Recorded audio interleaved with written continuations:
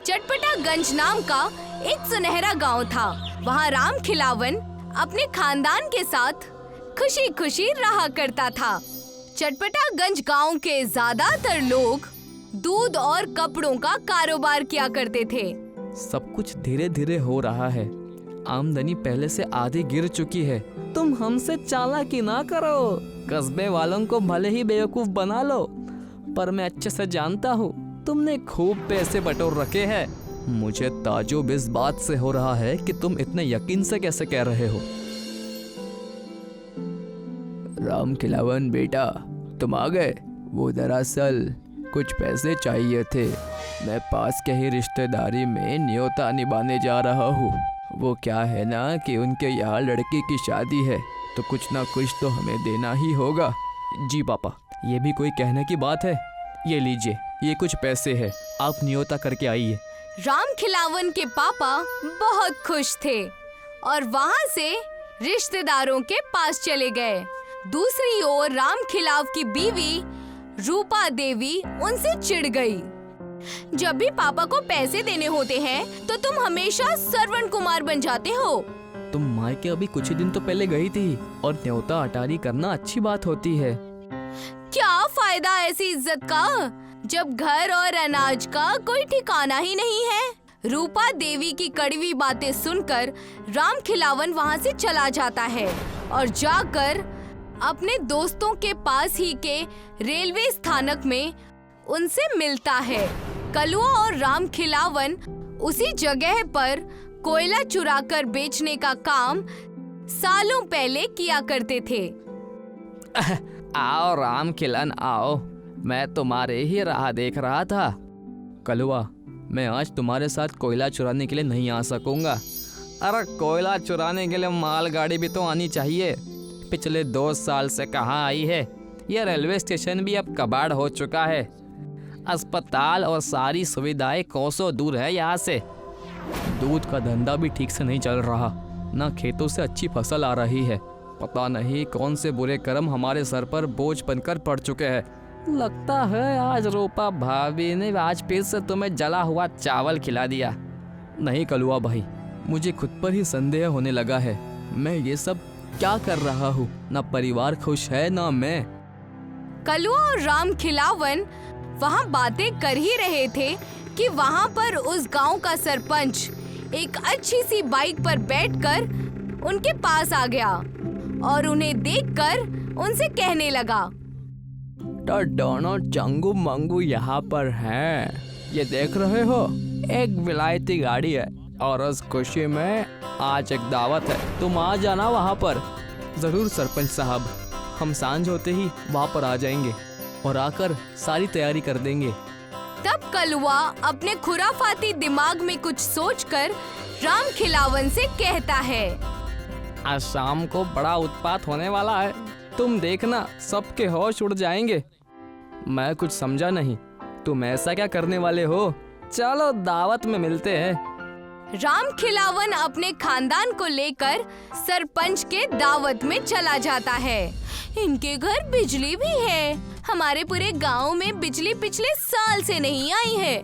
कुछ भी कहो, सरपंच जी ने इंतजाम तो बढ़िया किया है। और राम खिलावन आ गए। जाओ वहाँ से जाकर बर्फ का पानी टैंकर में भर दो। जी सरपंच साहब।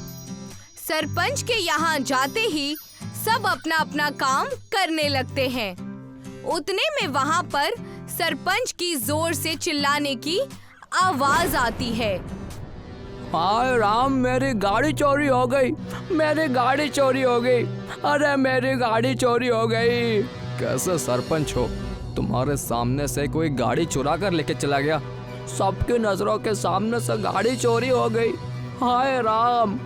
सरपंच अपने विलायती बाइक को ढूंढने की बहुत कोशिश करता है, लेकिन उसे बाइक कहीं नहीं मिलती।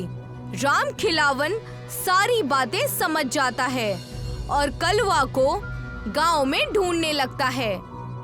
तुम यहाँ हो? इतने दिनों तक कहाँ थे तुम? पूरे 6 महीने से तुम गायब हो। तुम्हारा कोई अता पता भी नहीं है। अरे थम जाओ और चलो मेरे साथ, तुम्हें एक चीज दिखानी है। कलवा राम खिलावन को लेकर उस रेलवे स्थानक पर चला गया और वहां जाकर सरपंच की गाड़ी को दिखाने लगा, जो रेलवे पटरी पर खड़ी थी और पूरी रेल मोटरसाइकिल लग रही थी। आगे से मोटर बाइक और पीछे से रेलवे के डब्बे उस गाड़ी में जुड़े हुए थे। उस मोटर बाइक के पहिए पूरे लोहे के थे, जैसे कि ट्रेन के हों। ये सब क्या है? तुम रेल की पटरी पर गाड़ी दौड़ा रहे हो? आखिर हो क्या गया है तुम्हें? कुछ भी बोलने से पहले तुम मेरे साथ इस गाड़ी पर बैठो, मैं तुम्हें एक जगह लेकर चलता हूँ। न चाहते हुए भी राम खिलावन कलवा के उस रेल मोटरसाइकिल में बैठ जाता है और कलवा उसे चलाकर कुछ दूर कई साल पुराने खंडहर जैसे रेलवे स्टेशन पर लेकर जाता है और वहां जाकर देखता है कि पूरा स्टेशन मरीजों से भरा हुआ है। मैं तुम्हें सारी सच्चाई बताता हूँ। जिस रात सरपंच जी के यहाँ दावत थी, उस रात मैं ये बाइक चुराकर वहाँ से अच्छी जिंदगी बिताने के लिए भाग रहा था, लेकिन घटना चक्र ऐसा हुआ कि आज मैं इस मुकाम पर हूँ। उस वक्त हुआ क्या, ये तो बताओ। मैं गाड़ी चुराकर वहाँ से जंगल की ओर भाग गया और वहाँ जाकर मैंने देखा कि एक परिवार बेहद ज्यादा परेशान है। भगवान, मेरे बच्चे को कोई बचा लो, मेरे बच्चे को एक जहरीले सांप ने काट लिया है। अरे कोई बचाओ, कोई बचाओ। बाबा, मेरे जिस्म में बहुत दर्द हो रहा है, मुझे नींद आ रही है। बेटा, तुम्हें कुछ नहीं होगा, मैं तुम्हारा ध्यान रखूंगा। वो उस बूढ़े बाबा और बच्चे को परेशान देखकर उनके पास जाता है और उनसे कहता है, क्या हुआ बाबा जी, ये बच्चा क्यों रो रहा है? लगता है तुम्हें भगवान ने भेजा है। बच्चे को एक सांप ने काट लिया है, बच्चे की जान को खतरा है, जल्द से जल्द अस्पताल ले जाना होगा। आप फिक्र मत कीजिए, मेरे पास ये गाड़ी है ना, हम इसे तेजी से वहाँ ले जाएंगे। हमारे पास ज्यादा समय नहीं है, इस ट्रेन के पटरी पर से ले चलो। अगर ऐसा है तो मैं इस गाड़ी का पहिया बदल कर ट्रेन का पहिया डाल दूंगा, आप बच्चे को तैयार कीजिए।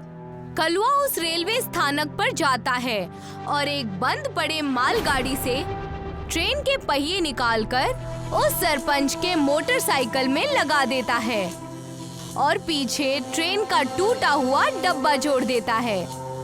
कलवा उस बच्चे को अपने बनाए हुए रेल मोटरसाइकिल में बिठाकर पटरी के रास्ते से होते हुए ही वैद्य जी के पास पहुंचता है।